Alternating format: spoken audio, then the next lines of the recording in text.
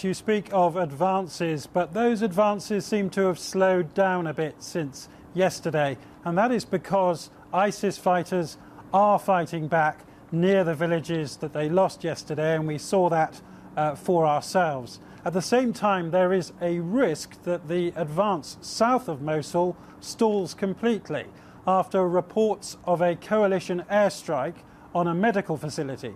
Now, we don't know the details of this. The pictures were put out by ISIS. They may have been hiding there themselves, but I think the incident does reveal the dangers of coalition airstrikes in built-up areas and the risks, of course, of ISIS using civilians as human shields in this battle. Journey towards the Kurdish front line, past the dugouts leading up to it, and the view is obscured by this wall of fire. Yesterday these fields were occupied by ISIS. Today the Kurds are burning them down to uncover any booby traps retreating fighters may have set. Above us, coalition jets await the coordinates for ISIS targets called in by troops on the ground. And then we watch a guided missile hit a deserted Christian village. Deserted apart from the ISIS men occupying it. They've been using it as a base to launch mortars in our direction. And so, though the Kurds are proud of the villages they've captured...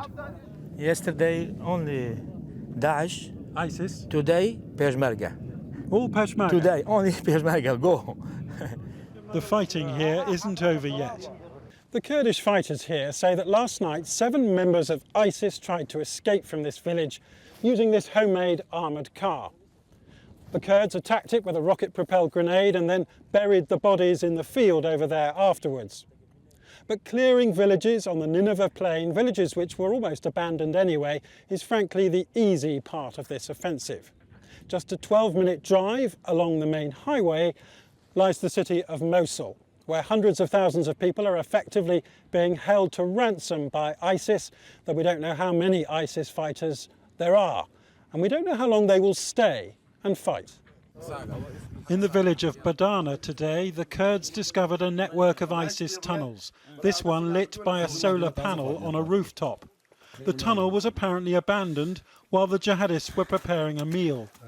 On the one hand, it shows an impressive supply line, but on the other, they've lost control of it, and the group's ability to strike fear may not match the reality of its threat. In this video, produced by ISIS, scary figures in balaclavas patrol the streets of Mosul. But it's filmed after dark, and there aren't that many of them. The man in charge says America will be defeated, what he calls a second time in Iraq. But is that really going to happen here? And these pictures of Mosul, again filmed by ISIS, will fool no one. Residents happily going about their daily business, even though many would surely flee if they could. The situation in Mosul is better than normal. It's normal and you can move around freely. Business is going on as usual. People are doing business. Thank God nothing is happening in Mosul. It's safe and life is normal. Satellite channels are lying. All their reports are lies. Tonight, ISIS claimed this medical facility at Hammam al-Alil, south of the city, had been hit by a coalition airstrike, killing several civilians. We're still trying to confirm that, and ISIS commanders are believed to have hidden here before. But any alleged mistakes could slow the tempo of this battle and alter the balance of the propaganda war.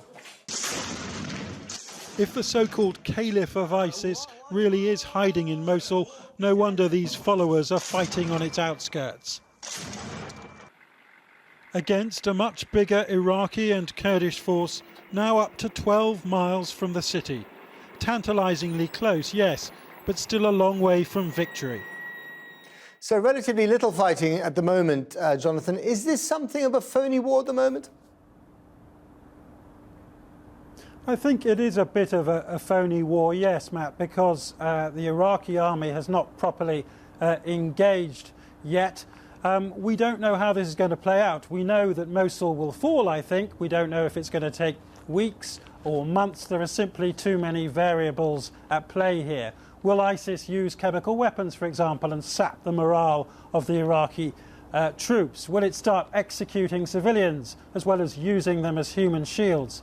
And there's also the question of whether all these forces who've never really properly cooperated before can actually do so. Sunnis, Shia, the Iraqi army, Kurdish forces, because this battle is not just a battle to recapture Mosul, it is also a battle which is going to prove the viability or otherwise of Iraq as a single nation state.